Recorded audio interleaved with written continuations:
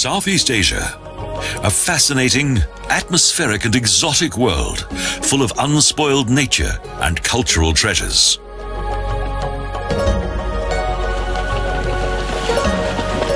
A region in which both past and present live side by side and unite in a wonderful way.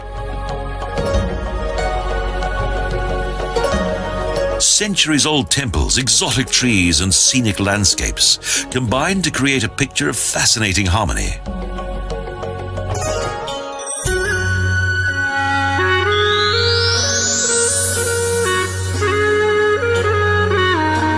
Myanmar, land of golden pagodas.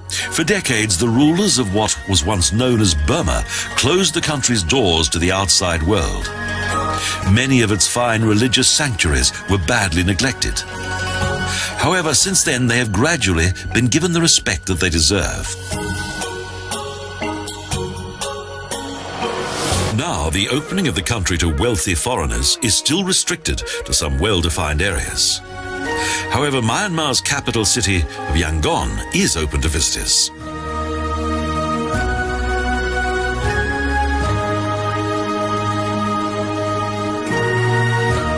In November 2005, the government moved its headquarters from the metropolis of Yangon, that has 4 million inhabitants, to the more central city of Pyinmana, a surprising move. Yet Yangon has retained its importance as the cultural center of Myanmar. Yangon is also important economically. For centuries, it's been the largest and most important shipping port of Myanmar.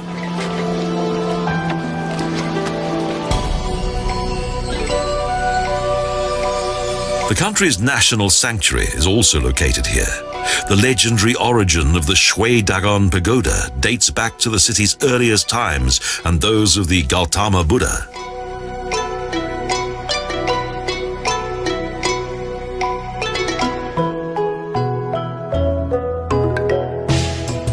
Two merchants of Yangon's original settlement became the first followers of Buddha. The beauty of nature competes with the splendor of ancient temples. Inle Lake is home to the Intas, one of the many tribes that came to Myanmar from various of Southeast Asia's neighboring countries.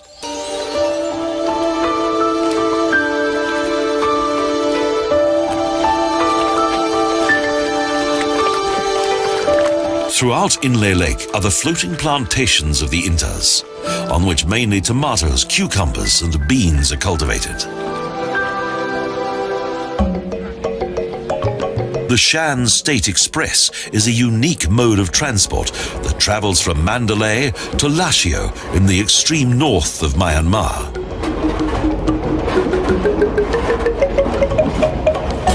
Railroads were first built in Myanmar in 1877. Then, only the surroundings of Yangon were made accessible. The rail network was only expanded much later. A journey on the Shan State Express provides passengers with a fascinating insight into the life of the Shan people, whose lives are dominated by agriculture.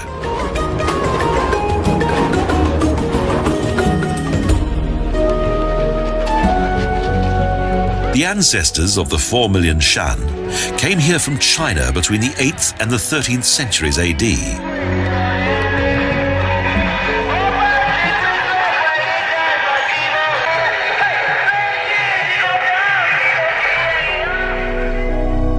In those days, the region was ruled by the Sukhothai and the Lan Na realms.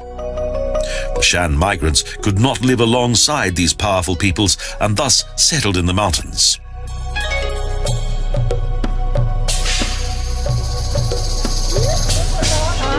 Over time, several small Shan principalities came into being and survived until the middle of the 20th century, when their status in the country came under threat.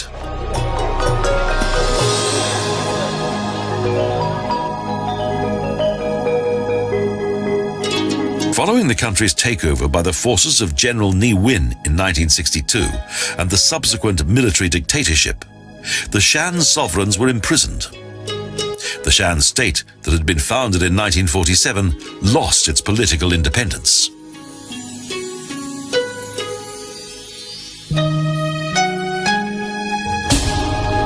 Outside the town of Sipor, former residence of the Sopas, as the Shan sovereigns were known, is an impressive sanctuary that highlights the wealth of the former Buddhist rulers.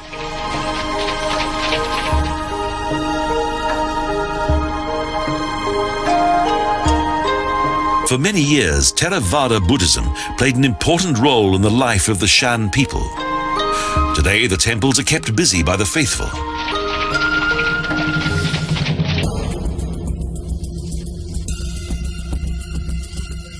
The northwest of Myanmar is known for its many splendid sacred buildings, such as Mingun's Shinbayumi Pagoda, that was built at the beginning of the 19th century.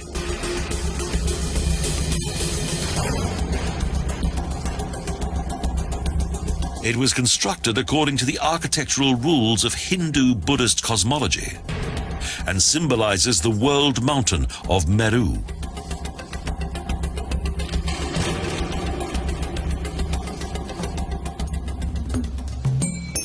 The Shinbayumi Pagoda has been replicated many times over. Mingun also contains the world's heaviest bell that weighs a massive 100 tons. The remains of the nearby Mingun Pagoda date back to the high season of the Konbaung dynasty that was ruled by King Bodapaya.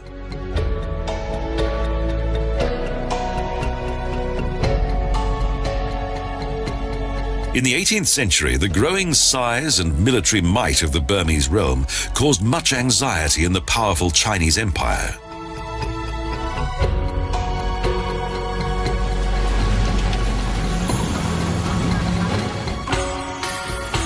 King Bodapaya is also noted in Myanmar's history books as having been the founder of the former capital city of Amarapura.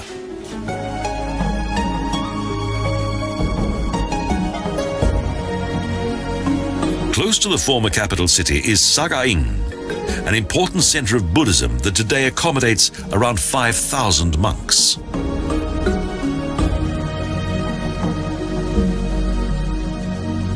The 1.2-kilometer long Ubian Bridge is an architectural novelty. It's the longest teakwood bridge in the world.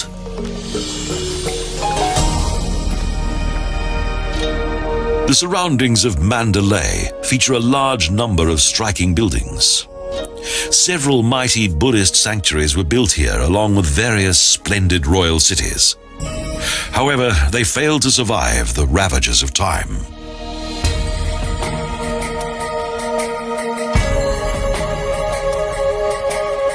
From 1857, Mandalay was the last seat of government of the Konbaung dynasty. King Mindon ordered the planning and construction of the city, according to ancient Buddhist teaching and tradition.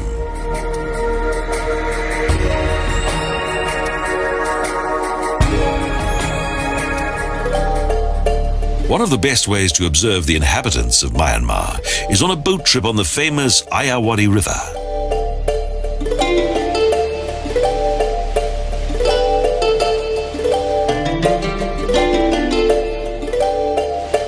The 2,092-kilometer-long river that has a navigable length of 1,400 kilometers is Myanmar's lifeline.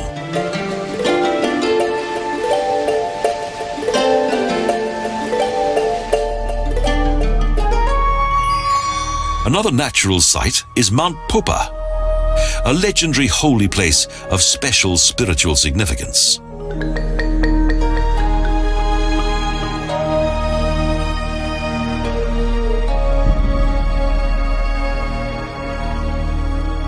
This extinct volcano is said to be the home of 37 magic spirits, the Nats. In addition to various other buildings, its summit also contains a Buddhist monastery complex.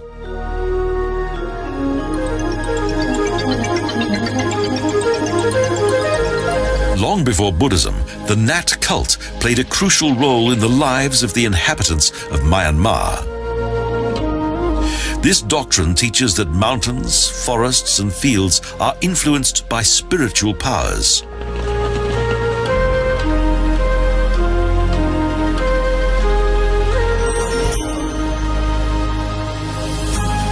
Each village once had its own protective spirit that was given sacrifices to keep it in a benevolent mood. An angry spirit could cause great mischief.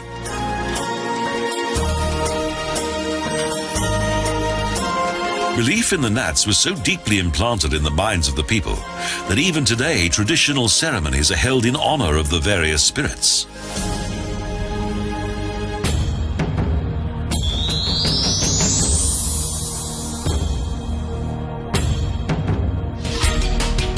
On the island of Taiwan, superstition and ancient belief have survived right up to the present day. Although, in contrast to Myanmar, Taiwan is a modern, prosperous country. Its population clings to time-honored traditions.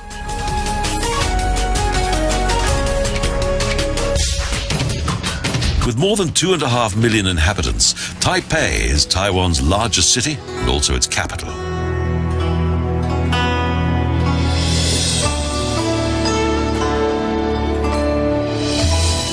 Politics and history have always been of special significance in Taipei. The father of modern China, Sun Yat-sen, is worshipped here.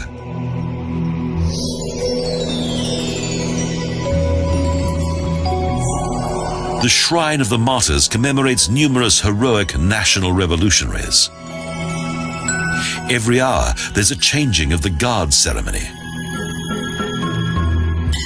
The importance of religion in the everyday life of the island's inhabitants is indicated by its very active sanctuaries.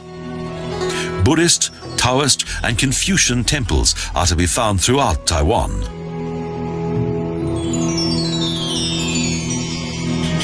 In addition to these three Asian religions, many traditional beliefs and rituals are also shared by the people.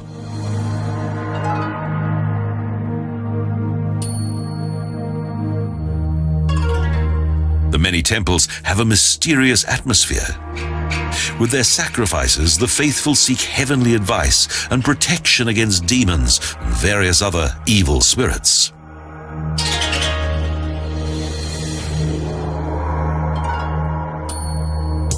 Built in 1980, the monumental Chiang Kai-shek Memorial in the heart of Taipei honors the first president and founder of Taiwan.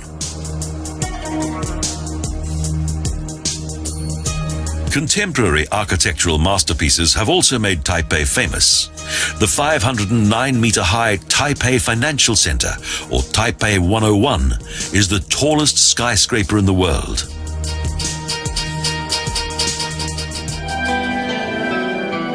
A marvelous natural site in Taiwan is situated in the north of the island, close to the country's second-largest seaport of Keelung. The fascinating rock formations of Yelyu.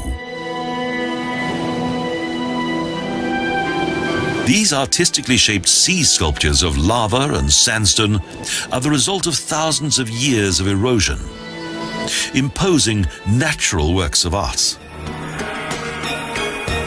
Picturesque Bitan is particularly popular with local tourists who are looking for relaxation and romance.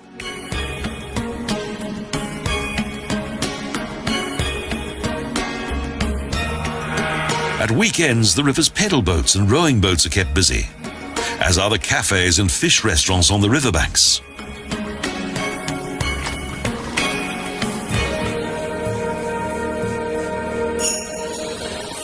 The country's indigenous tribes are in stark contrast to Taiwan's modern population. The largest is the Ami tribe, with around 130,000 members. The total number of indigenous inhabitants of Taiwan's 9 main tribes is estimated to be around 350,000. In the language of the Ami, the name Taroko means beautiful, a suitable name for the 600-meter-deep Taroko Canyon. The Taroko Canyon is part of a 92,000-hectare national park that is dedicated to nature conservation. Its mighty granite and marble walls are quite spectacular.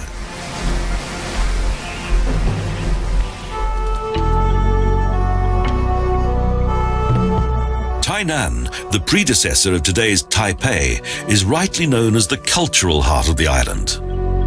No other city in Taiwan possesses as many magnificent temples.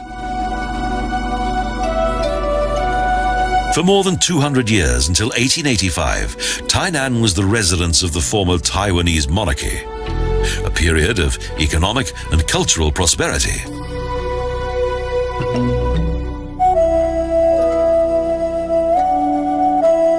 Tainan also contains Taiwan's oldest Confucius temple. Confucianism is one of the island's 3 doctrines and is still of much influence today. The teachings of Confucius include 5 main virtues, including humanity, honesty, and diligence, as well as 3 social responsibilities. The social responsibilities are loyalty, respect to parents and ancestors, and the observance of the customs and conventions of the spiritual world.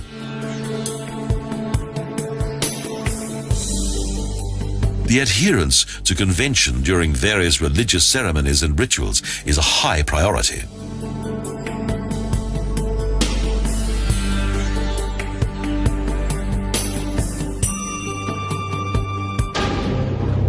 Both railway enthusiasts and nature lovers alike enjoy traveling on the Alishan Forest Railway that journeys into the mountain world of Taiwan.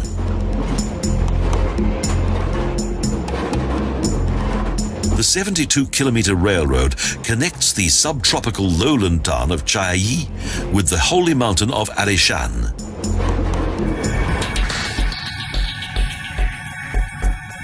The mountain railroad was built by the Japanese, who occupied Taiwan until the end of the Second World War. It was used to transport timber. In addition to its huge Formosa cypresses, the region of Alishan also features several atmospheric religious sanctuaries.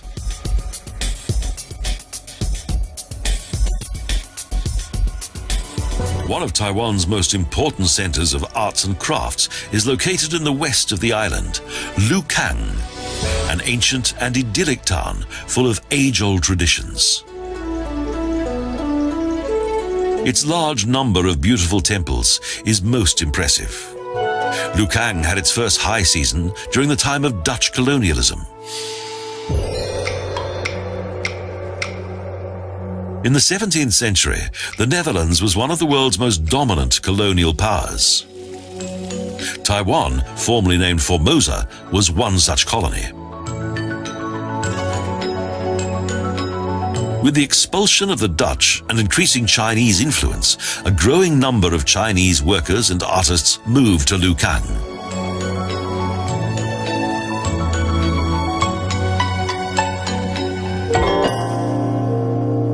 The splendidly decorated temples of Lukang highlight the artistic skill of the city's former craftsmen and artists.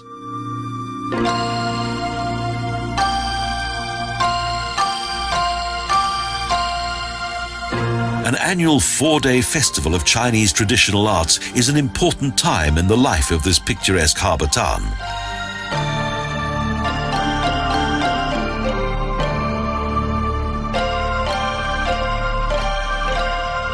But it's not only the Chinese who are proud of their cultural heritage. The 9 main tribes of the indigenous peoples of Taiwan each enjoy their own culture that is protected by government legislation. However, a number of minority groups no longer exist.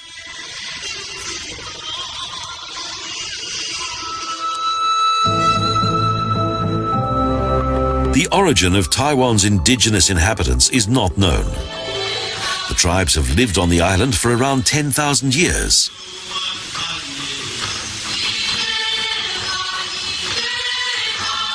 One theory is that the indigenous people of Taiwan came here from Malaysia. Another is that they came from Mongolia.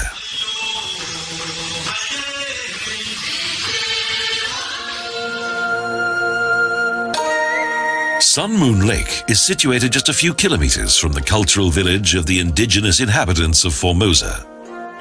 It has a fine, romantic atmosphere.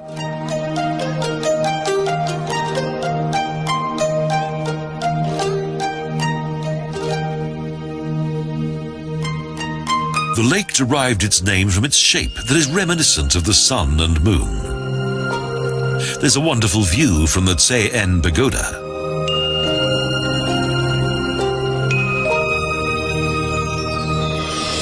This idyllic lakeside location amid the mountains is beautiful indeed. Due to its tranquil atmosphere, Sun Moon Lake has developed into a popular honeymoon destination.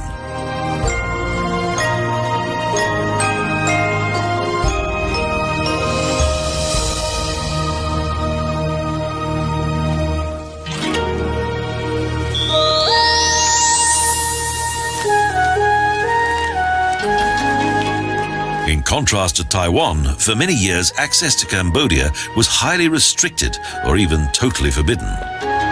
But today it's welcoming tourism more and more, and the fascinating originality of this country has survived to the present day.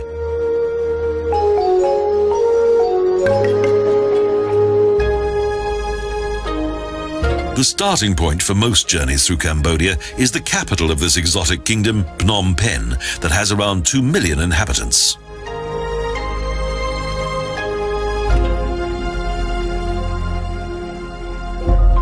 Due to its strategic location, Phnom Penh became the residential city of Norodom I in 1866.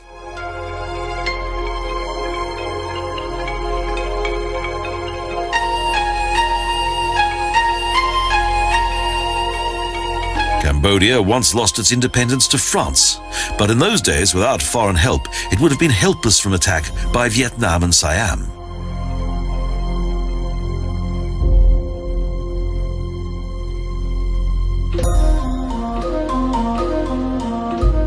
This, the former realm of the Khmer, was throughout the centuries a feared military and political power in Southeast Asia.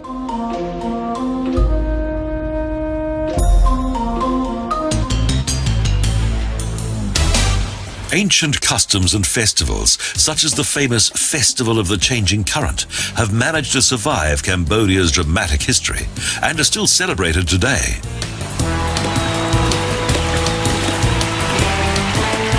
During the water festival, the Tonle Sap River also features a very popular traditional boat race.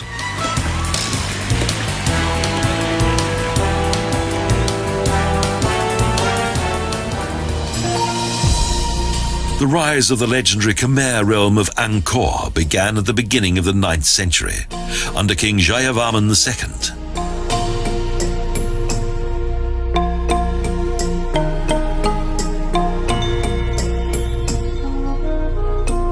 Due to the close relationship of worldly and religious power, subsequent monarchs of the Khmer were worshipped like gods.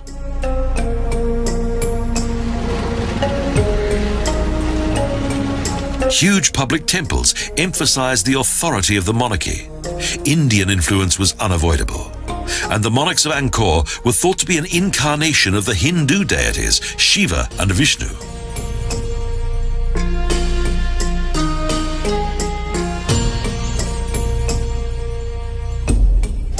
The mighty Khmer kings were vital to the development of Cambodia's sacred architecture.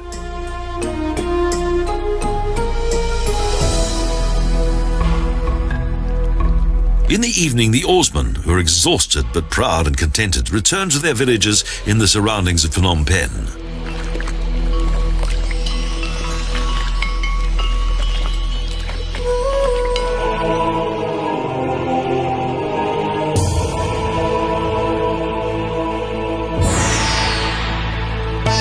Around 40 kilometers north of Phnom Penh is the former capital city of Udong.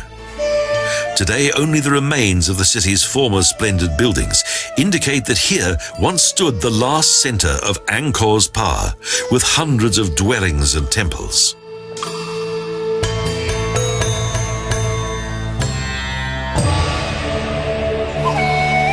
Unfortunately, many of the historic buildings of the former royal city were damaged during the Civil War of the 1970s.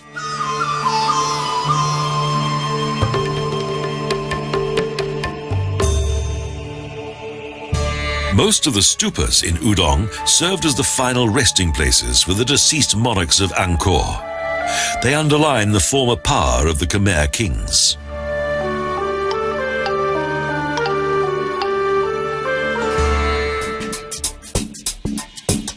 In the times of the former monarchs of Angkor, the Tonle Sap River played an important role in the transport of goods and military troops.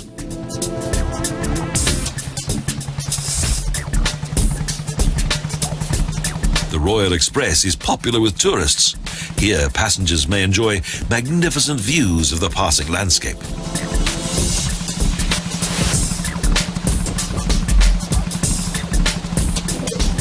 The Tonle Sap River gained international fame due to a unique natural phenomenon. Each year, the river miraculously changes its direction of flow. It's the Mekong River that's responsible for the change of current. After a 5-hour journey, the boat reaches the jetty of Siem Reap.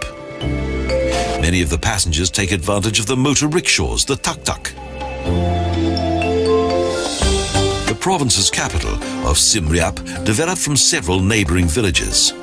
Today the city has a population of 60,000.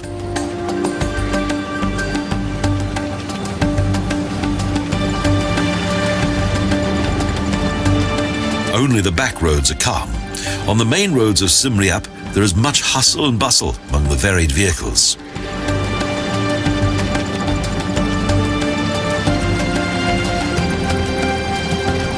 The majestic Grand Hotel d'Angkor is a reminder of Cambodia's colonial days. It now shines out in all its former splendor, though for several years it was badly neglected.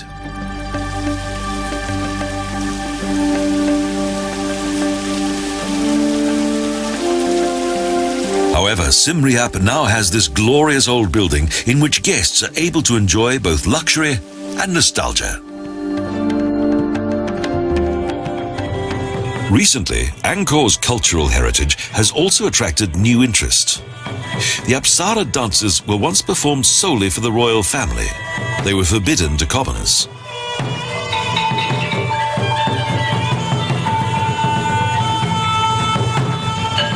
The female dancers were highly revered and were thought to be divine messengers. Their graceful movements are a fine sight, yet these magical dances were almost lost forever.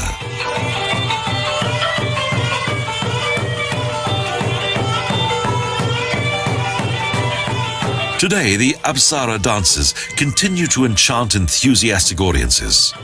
The dances usually feature stories of Cambodia's origins.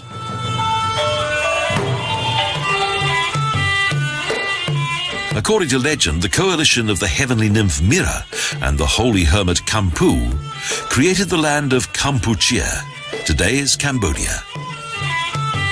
Apsara dance also influenced the development of Thai dance.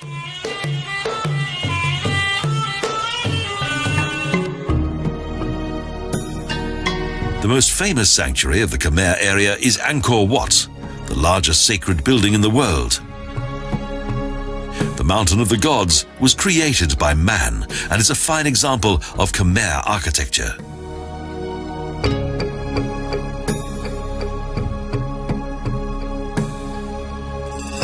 But only its huge stone temple buildings have survived. The former wooden buildings of the Khmer have perished.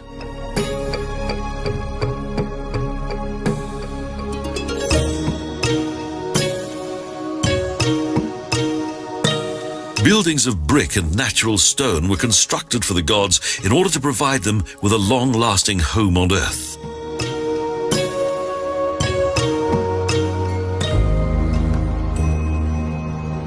In the 12th century, this was the largest city in the world and also contained some further impressive complexes built during the reign of other kings, but none of them compare to the size and beauty of Angkor Wat.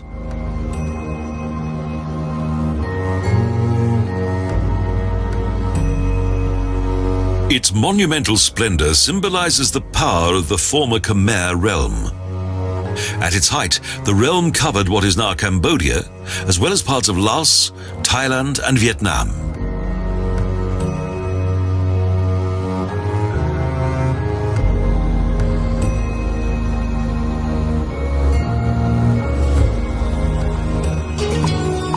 It takes several days to see all the fascinating cultural treasures of this unique temple city.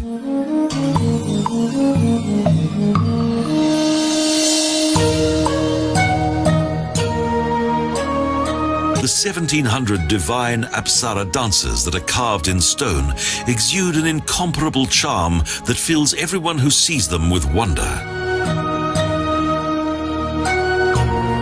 The conquest of the Khmer capital by the despised Siamese put an end to the gleaming epoch of Angkor, and its temples gradually fell into decay.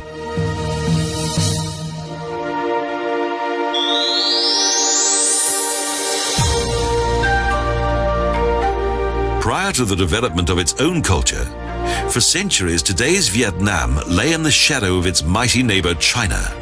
Yet its close relationship with the mighty Middle Realm is still obvious today, and the sleeping dragon has woken up.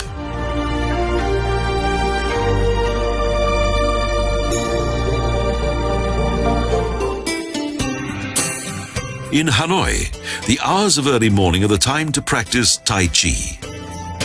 But these contemplative and silent moments last only a short while, as this pulsating city in the north of Vietnam soon springs to life.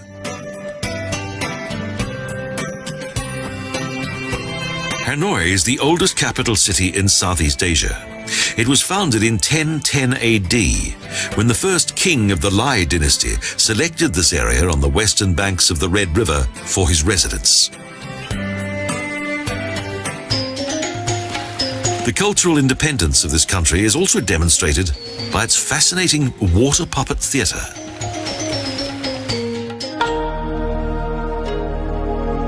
Despite modern industrialization, Hanoi has managed to preserve much of its historic atmosphere.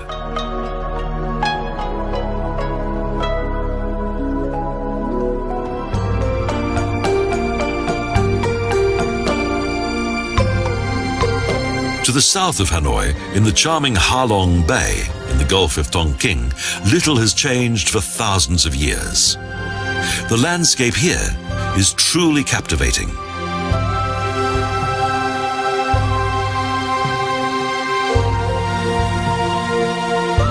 Numerous strangely shaped rocks jut out into the sea, the remains of ancient mountains.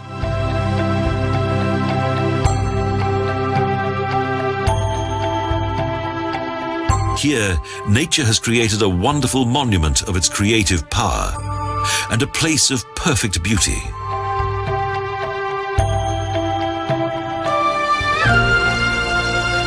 The rise of Hue from a small village to a splendid royal city was due to the Vietnamese Nguyen dynasty that ruled the country for several centuries.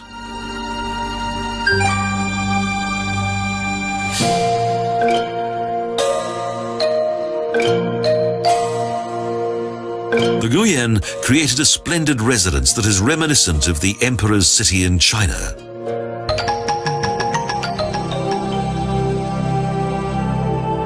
But the splendor of Hue was relatively short-lived. In 1774, only 100 years later, the city was conquered by revolutionaries.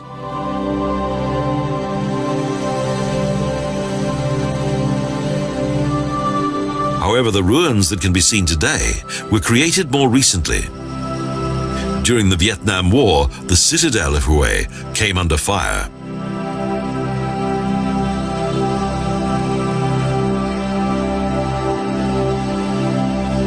Yet despite heavy bombing, some wonderful stonemasonry that dates back to the 18th and 19th centuries has survived.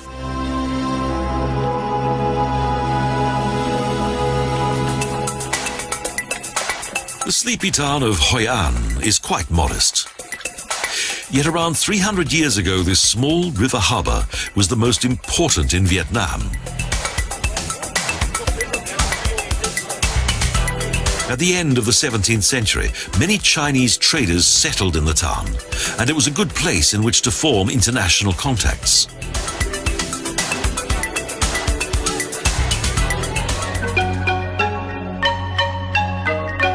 Numerous European trading powers such as Portugal, Spain, and the Netherlands had trading offices in Hoi An.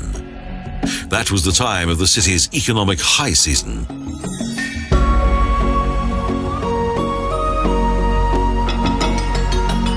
It was mainly the Chinese and their 5 influential family clans that influenced the city's trading and cultural life. But when the Tubon River silted up, Hoi An fell into decline.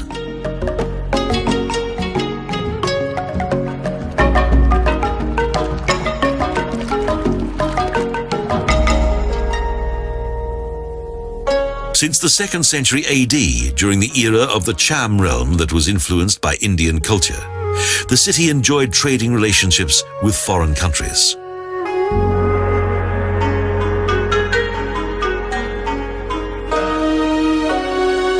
For almost 1,000 years, the Hindu Cham ruled over large parts of central Vietnam. Over the years, several battles with hostile neighboring countries took place, especially against the Khmer.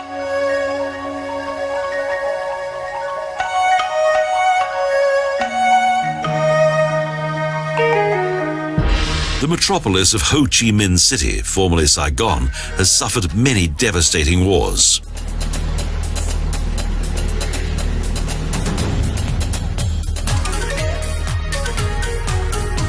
The renaming of the former capital of South Vietnam is still the center of much controversy.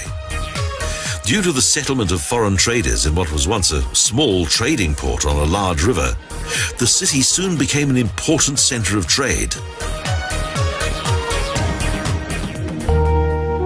Merchants from China and India came here in the 18th and 19th centuries and brought with them much new business knowledge as well as their own religions.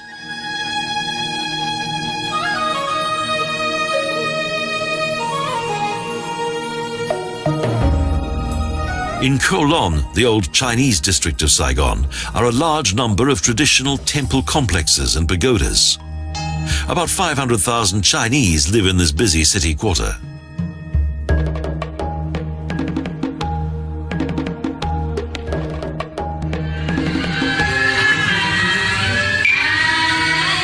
Traditional folk dances have experienced a new revival here. Each Vietnamese ethnic tribe has its own dances.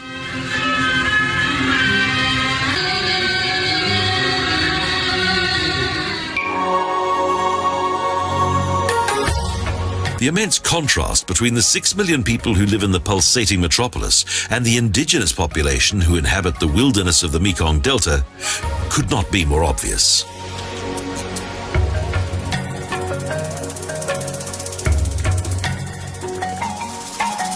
With its huge area of 40,000 square kilometers, the Mekong Delta, that is crossed by a huge system of canals and waterways, is the 3rd largest in the world. This peaceful idyll is a fascinating natural landscape. Despite its complexity, omnipresent water and high humidity, the delta has been inhabited by man since time immemorial.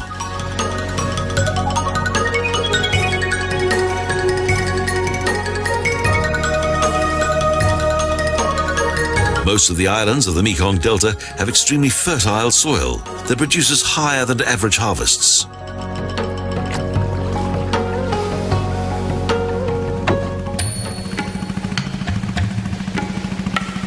However, there is little prosperity to be seen here. The rich harvests bring most of the local population only a very modest income.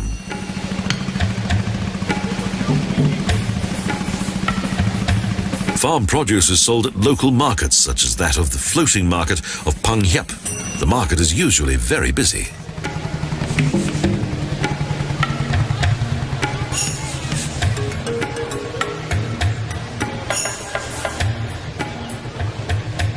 For some time, the Phang Hiep market was only known to the Delta's local inhabitants, but now it's also become a popular tourist destination.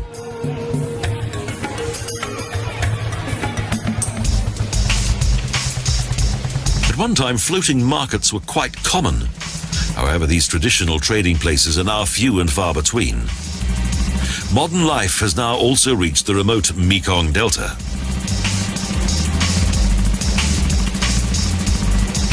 Large ferry boats have replaced the small traditional rowing boats on the main routes to the largest town in the delta.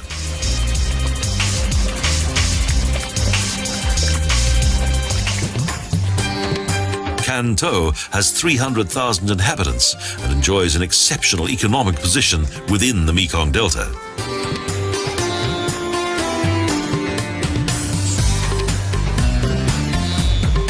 Most of the daily life here takes place on the Songhaogyang River, the lower river and the southernmost tributary of the Mekong.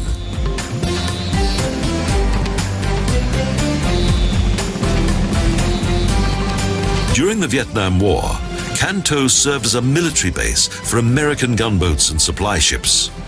But today, everything is peaceful.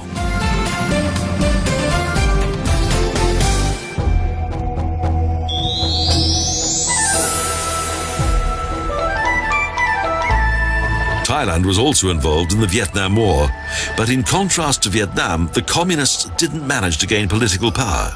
Thailand is still a kingdom.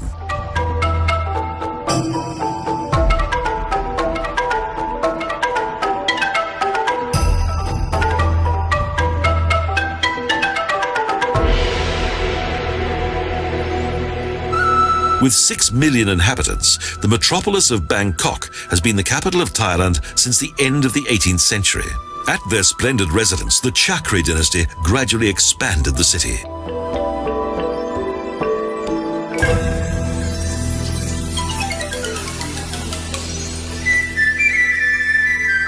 The dynasty of the Chakri kings rules right up to the present day.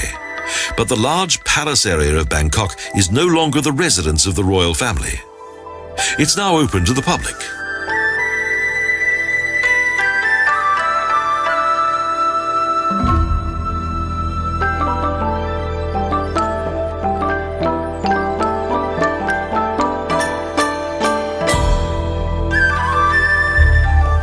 The city's oldest and largest temple complex is Wat Po.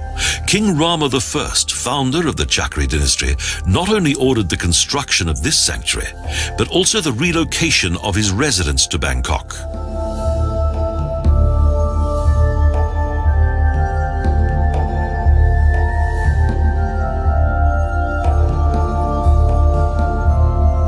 His old palace in Thonburi was constantly under threat due to flooding. The new capital city was closer to the Gulf of Thailand.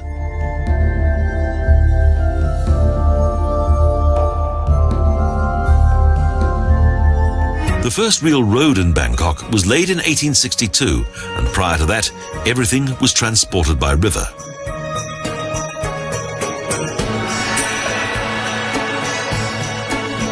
Fine Buddhist temples are omnipresent. Around 94% of the population of Thailand are followers of Theravada Buddhism.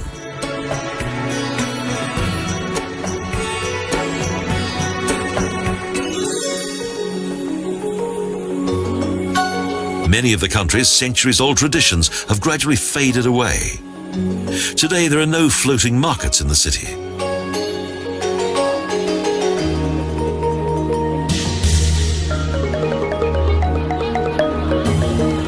However, in Dam Noin Saruk, around 100 kilometers outside Bangkok, traditional markets are still to be found.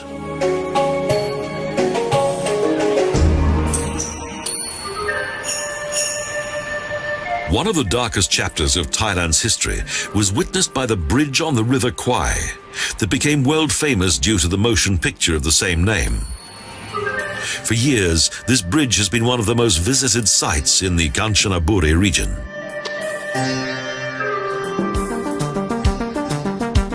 A bridge that symbolizes the brutality of war, built on the great suffering of thousands of prisoners of war. The ruins of Ayutthaya indicate the impressive dimensions of the former capital of ancient Thailand, and one of the mightiest royal cities in Southeast Asia. Although the Thais engaged in many wars against their neighbors and were responsible for the downfall of the Angkor realm, the former kings of Ayutthaya were strongly influenced by Khmer culture.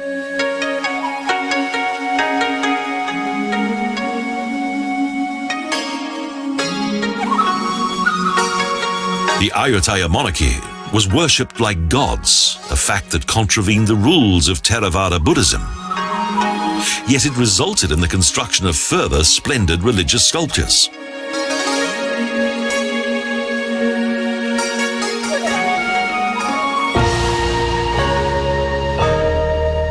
In the older realm of Sukhothai, that means dawn of happiness, the Buddhist monarchy was far more modest and religious.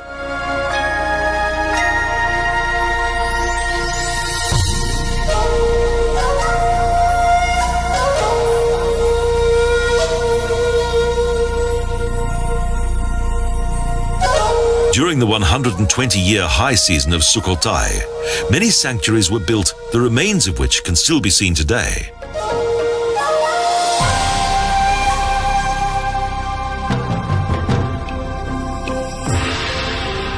For the last kings of Sukhothai, religion was more important than military power. Exploiting this, the vassal state of Ayutthaya became stronger and eventually caused the downfall of the Sukhothai realm.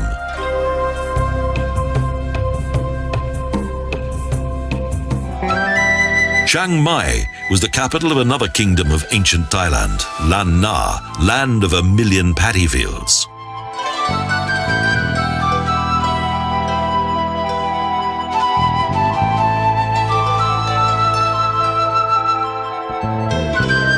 In around 1290, King Meng Rai united several principalities in the north of the country into a new realm that survived until 1558. Then the Lan Na region fell into the hands of the Burmese.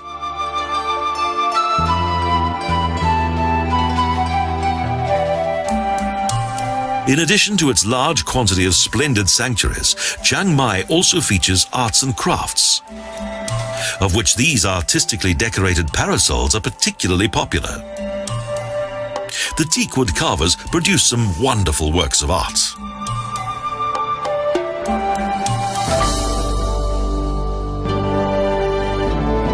The high quality of the local arts and crafts is also to be seen in Chiang Mai's 200 Buddhist sanctuaries.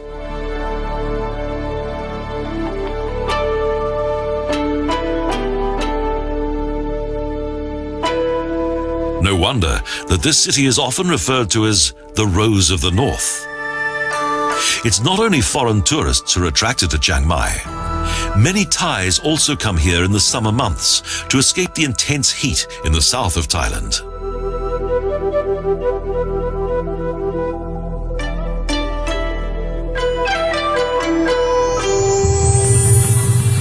The north of Thailand is less well developed. Many ethnic minorities live here. The famous night markets also attract many members of the region's various mountain tribes.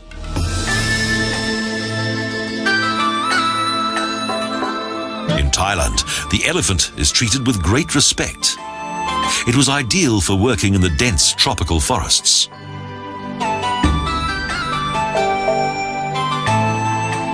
But today, those tropical forests are protected, so these elephants now entertain visiting tourists.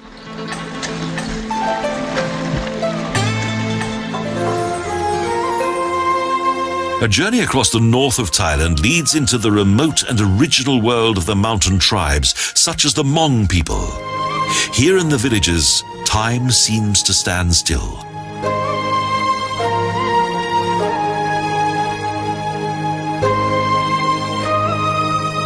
Despite their common homeland amid untouched nature, the various mountain tribes of Thailand have many distinct cultures.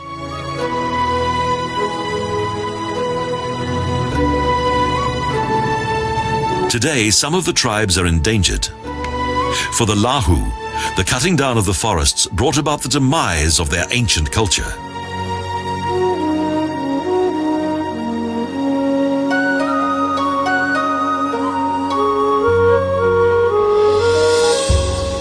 Despite their simple agriculture, the villagers of Ban Nai Soi have developed a good business sense.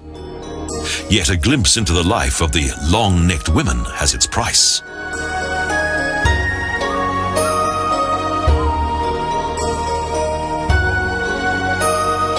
At the age of 5, the Paraung females are made to wear their first brass rings around their neck. More are gradually added with time.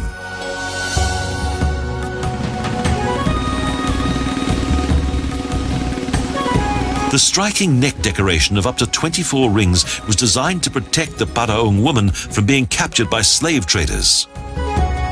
With their long necks, the women were of no value to the ruthless slavers.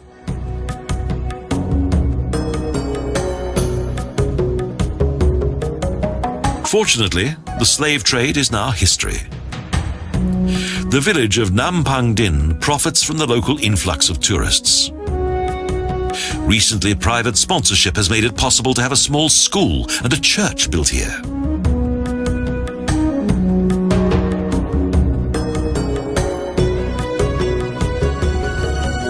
Our exploration of distant cultures and ancient histories now draws to an end. And what a journey through the mysterious and exotic countries of Southeast Asia.